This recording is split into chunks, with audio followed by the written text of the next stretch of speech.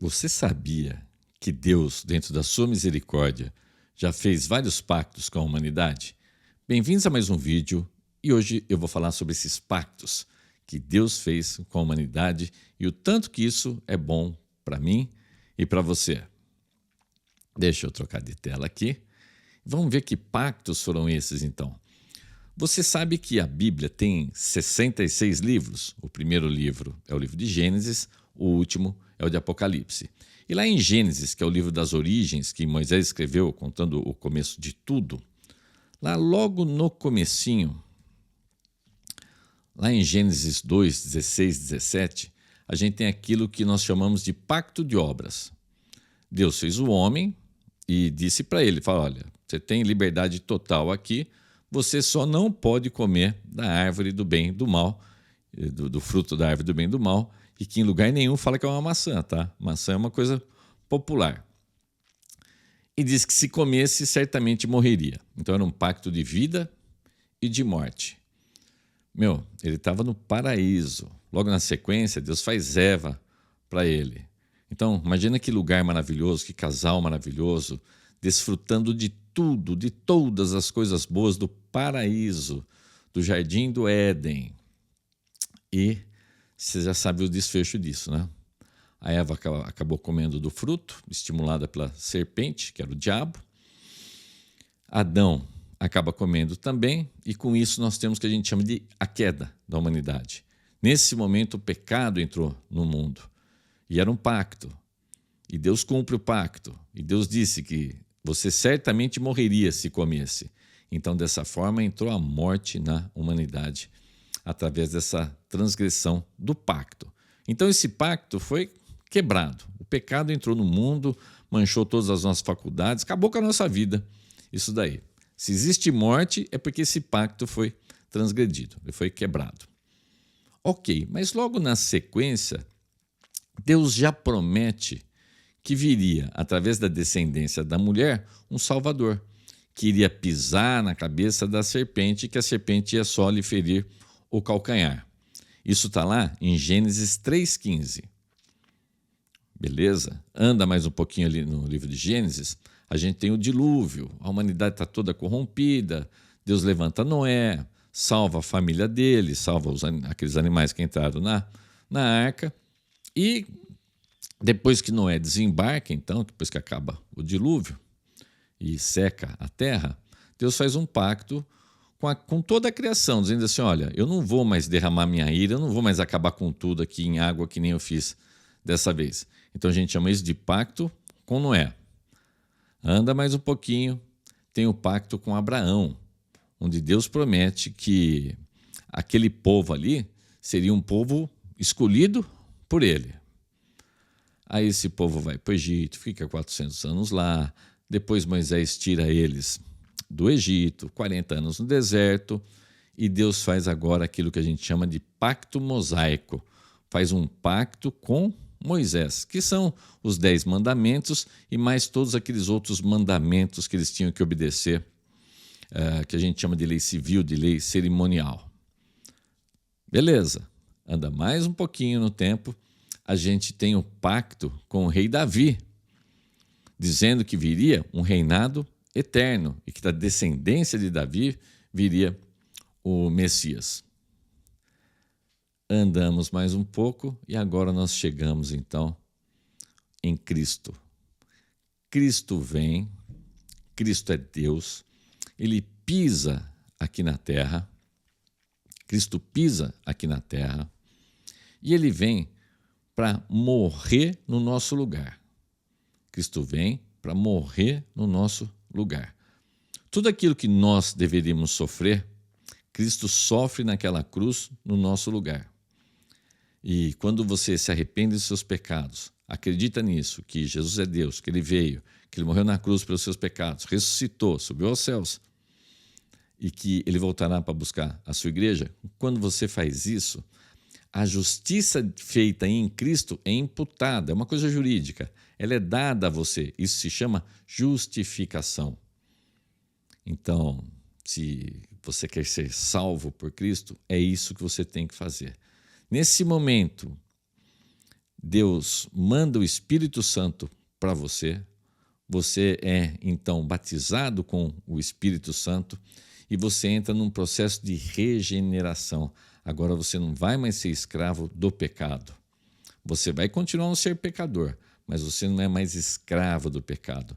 E você é liberado dessa culpa que você tinha. Ou seja, você agora é uma nova criatura. Por isso que Jesus disse que você tinha que nascer de novo. Ele fala para Nicodemo, você tem que nascer de novo. Ele fala, mas como assim? Como que eu vou entrar no ventre da minha mãe de novo? Mas era isso que Jesus estava se referindo.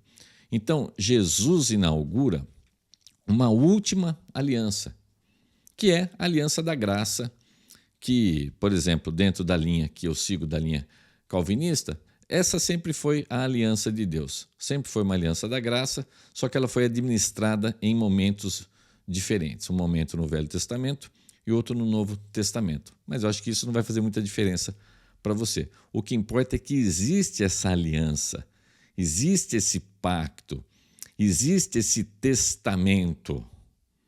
E Jesus, quando ele estava ali nos seus últimos momentos, quando ele estava ceando com os seus discípulos, ali ele formaliza essa nova aliança. E é isso que eu queria ler para você. Se você for para a carta de Paulo aos Coríntios, né? A primeira carta de Paulo aos Coríntios, lá no capítulo 11, no versículo 23, olha só, isso é Paulo conversando com a igreja de Corinto, que era uma igreja extremamente complicada. Eles bagunçavam tudo. Olha, a igreja mais terrível que você tem no Novo Testamento é essa igreja de Corinto. Mas Paulo amava muito essa igreja e cuidava muito dela. Então ele está falando sobre a questão da ceia do Senhor e ele coloca então o que Cristo fez. Então eu vou ler aqui para a gente, olha. Porque eu recebi do Senhor o que também vos ensinei, que o Senhor Jesus, na noite em que foi traído, tomou o pão. E tendo graças, o partiu e disse, tomai, comei, isto é o meu corpo, que é partido por vós. Fazei isto em memória de mim. Jesus despedaça o pão, falando assim, olha, está vendo esse pão sendo despedaçado? Eu vou ser despedaçado por vocês, por mim e por você, por todo aquele que se arrepender dos seus pecados e crer naquilo que eu falei. Então, isso é Santa Ceia, olha que lindo. E tendo graças, partiu o pão, né? E disse, tomai e comei, isto é o meu corpo que é partido por vós, fazei isto em memória de mim. Semelhantemente também, depois de cear, tomou o cálice, dizendo, este cálice é um novo testamento no meu sangue.